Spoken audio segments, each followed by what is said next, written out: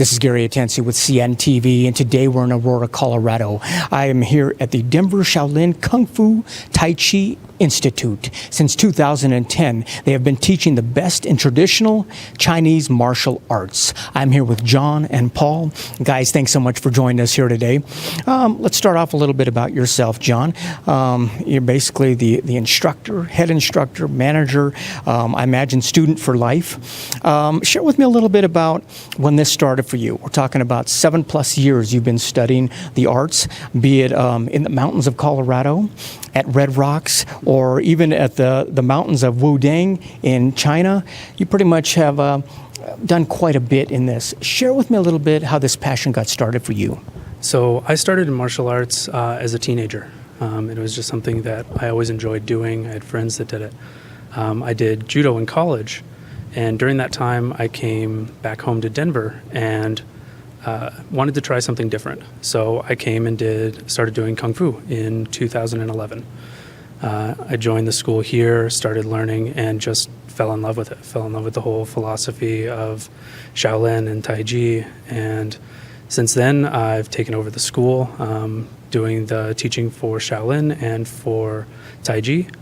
We've taken trips to Shaolin Temple in China, as you said, Wudang Mountains in China, and to Korea to visit our teacher's teacher and learn more. It is a never-ending education. That's kind of what's great about it. That is excellent. Paul, let me ask you for yourself. You yourself, pretty much 5+ years you've been involved here. I understand you're a national champion as well. Yes. You seem pretty young to be somebody who's mastered something like that as well. Share with me your expertise and how you got it started. Sure. So I got started back in 2012. And initially I was, very young, no experience in any martial art, no, background in any sport. And so when I came in and I joined Wushu, which is the more sport Kung Fu style, it's the stuff that they're starting to implement in the Olympics, and it's all over China, one of the bigger, acrobatic style martial arts sports. And so I got started with Wushu. And with Wushu, there's a lot of stuff. And so for me, it was very physically demanding. And so I expertise more in the acrobatic, more flashy style of Kung Fu that, it's very more modern compared to Shaolin and Tai Chi, which are more traditional arts, which have a very rich history. And so does Wushu, which is, more contemporary and a lot more modern.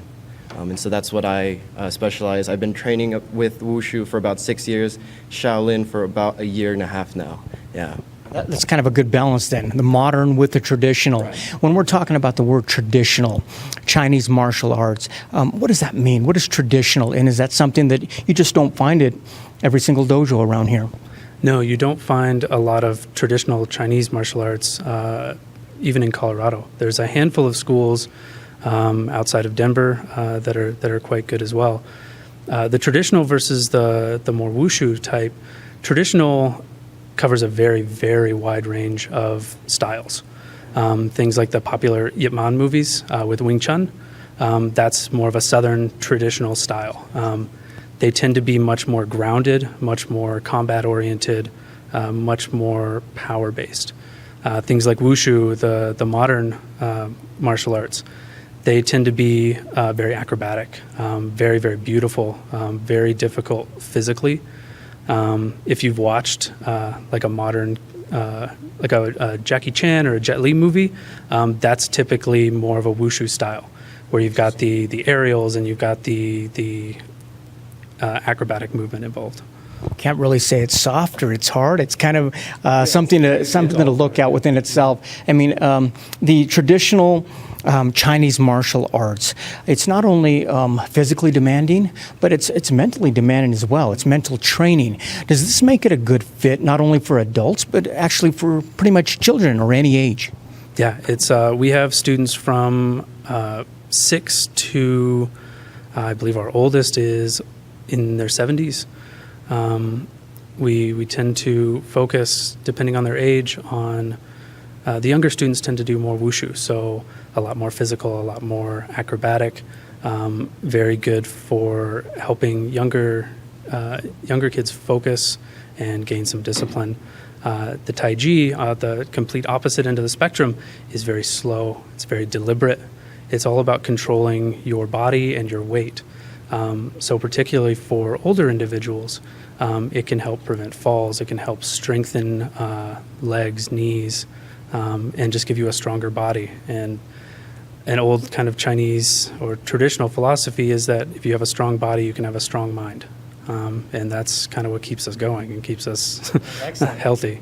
That is excellent. Before we discuss some of the classes that that you're able to teach here, let's talk a little bit about the instructors that you have here as well. I mean, because really that's what kind of sets you apart. Not only have these instructors and coaches been taught here in America, but they've even gone overseas and been taught there as well.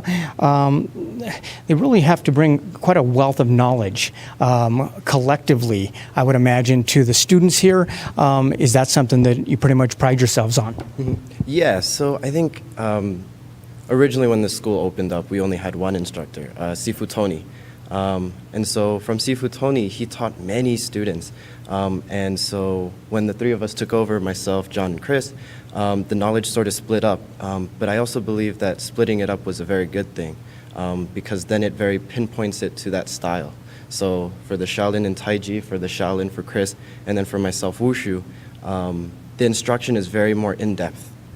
So that the amount of knowledge passed down to the three of us was a great amount of knowledge. And then from each individual student, we can pick out the very important pieces, pass that on to the students. And I don't think that's very common in a lot of martial arts schools, only because they would dumb it down, to sort of get with a larger audience.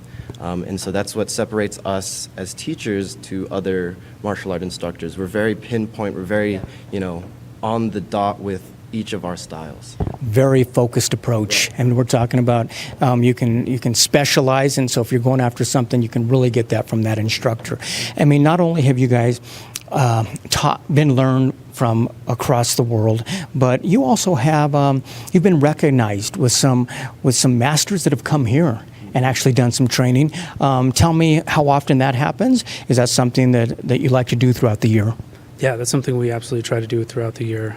We've had some Xingyi masters from down in Albuquerque come up. We've had Master Shi Yansu, who is a Shaolin monk based in Los Angeles now. He's come out and done several seminars with us. 2 weeks, we've got our state tournament going on, and we have a teacher from China coming out to do a seminar. We've got a Silat instructor from Boulder coming down to do a seminar, and that Xingyi instructor coming up from New Mexico. We think it's great to expose people to as many good teachers as we can. That is amazing. Not only that, but it keeps it fresh for the instructors as well. You guys are continually learning, lifelong students. Obviously, there are events, training, seminars that happen throughout the year, but this is a daily working dojo where people can come in and learn.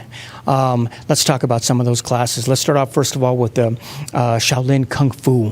Why does this have to be on the menu? I mean, I would imagine this just has to be as a traditional.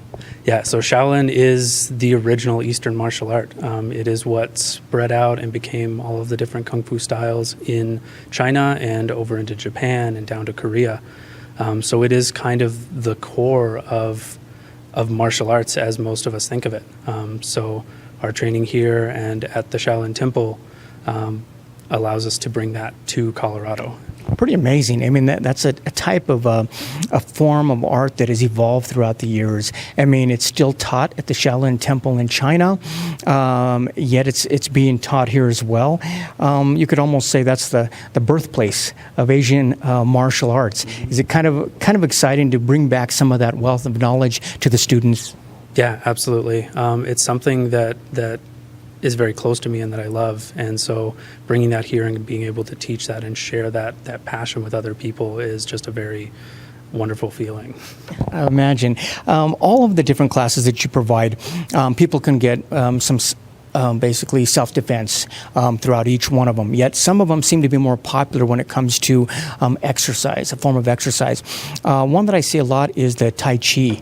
Why do you think that is a popular form of exercise for not only youth but adults as well?